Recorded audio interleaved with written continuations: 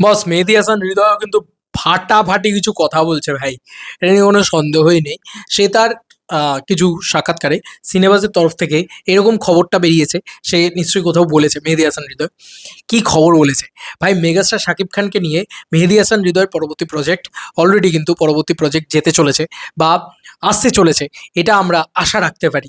কারণ মেগাস্টার শাকিব খান এবং মেহেদী হাসান হৃদয় এই কম্বিনেশনটা সত্যি বলছি আমাদেরকে দুর্দান্ত একটা চমক মানে উপহার দিয়েছিল।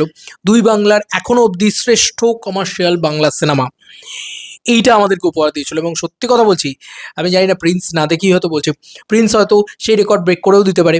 বা মানে শুধুমাত্র বক্স অফিসের কথা বলছি না কিন্তু, আমি ইন টার্মস অফ কোয়ালিটি ফিল্মের কথা বলছি। কোয়ালিটি অফ ফিল্মটা মানে যেটা বরবাদ বানিয়েছে, বরবাদ হয়েছে, সেটা আমার খুব ভালো লেগেছে। মানে কোয়ালিটি অফ ফিল্ম যেটা বলছে সেটা প্রচণ্ড ভালো। সেইটা দেখা যাবে যে কতটা প্রিন্স করতে পারছে বা কী বৃত্তান্ত কী হচ্ছে। ঠিক আছে, তবে যাই হোক, আপাতত ইতিমধ্যে এখনও প্রিন্স রিলিজ করেনি। ইতিমধ্যে আমি বলতেই পারি যে দুই বাংলার শ্রেষ্ঠ কমার্শিয়াল সিনেমাটা কিন্তু মেহেদী হাসান হৃদয় বানিয়েছে।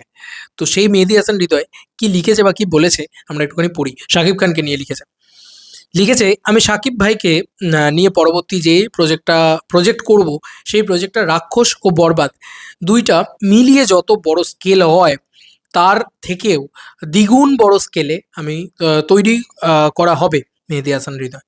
মেহেদী হাসান হৃদয়ের পরবর্তী প্রজেক্ট হচ্ছে শাকিব খানের সাথে, যেটা কিনা বরবাদ রাক্ষসের থেকে বড় স্কেলের হবে।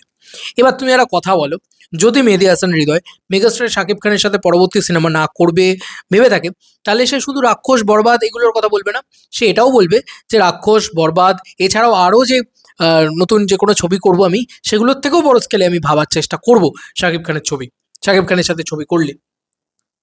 কিন্তু সে যেহেতু ইতিমধ্যে শাকিব খানের সাথেই ছবিটা করবে ডিসাইড করে ফেলেছে, বা পরবর্তী ছবি হয়তো শাকিব খানের সাথে করবে, আমি তো চাই ভাই রোজার ঈদ, পরবর্তী বছরের রোজার ঈদ যেটা আছে, সেখানে ভাই শাকিব খানের শুধু মেহেদী হাসান হৃদয় আর শাকিব খান আসুক আবার। ঠিক আছে, এই পিক কিছু নিয়ে আসুক, সিরিয়াসলি বলছি। তা নাহলে তো সে শুধু বলতো না। এবং তুমি ভাবো না, দুটো মিলিয়ে যে ছবিটা বাজেটটা দাঁড়াবে, ধরো আমি ধরলাম খুব কম করে হলেও রাক্ষসের বাজেট 7 কোটি টাকা। ঠিক আছে, কম করে বলছি, যতই বাড়িয়ে চাড়িয়ে যেভাবেই বলুক না কেন, আমি খুব মানে ন্যূনতম করে ধরলাম, আমি বাড়িয়ে ধরলাম না, 6 থেকে 7 কোটি টাকা আমি বাজেট ধরলাম। ঠিক আছে, রাক্ষসের। আমি তো জানি না রাক্ষস কোথায় শুটিং করেছে তারা, বাংলাদেশে করেছে নাকি ইন্ডিয়াতে করেছে না কি করেছে না করেছে, আমি কিছুই জানি না। তো রাক্ষস নিয়ে আমি যতটুকু যা বুঝতে পারছি, যদি এই ছবিটা 7 কোটি টাকারও ছবি হয়, বরবাদ তো আমরা সবাই জানি 15 কোটি টাকার ছবি, 21 কোটি টাকা, তাহলে কি বলতে চাইছে ভাই? মানে দ্বিগুণ স্কেল দেবে মানে, তুমি বুঝতে পারছো যে মিনিমাম 21 কোটি টাকা যদি একটা একটা ছবির বাজেট হয়, তাহলে এর পরবর্তী ছবিটা যেটা বানানো হচ্ছে শাকিব খানকে নিয়ে কেন্দ্র করে, যেটা মেহেদী হাসান হৃদয় বলছে, যে সেই ছবিটার বাজেট বাজেট কত, সেই ছবিটার বাজেট মিনিমাম 30 CR হবে, 30 কোটি টাকা হবে। ভাবতে পারছো মুখের কথা? আর এটা কিন্তু রিয়েল এনার্জি প্রোডাকশন হাউসের থেকে এক্সপেক্টেড। আমি সবসময় মনে করি যে হ্যাঁ, এটা সম্ভব।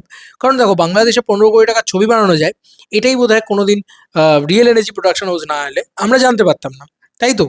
তো এবার তোমাদের আর কি মতামত এন্টায়ার ভিডিওটাকে নিয়ে জানিও কমেন্ট সেকশনে।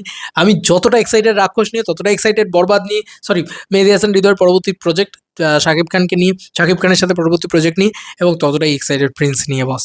তোমাদের আর কি মতামত জানিও। Bye bye.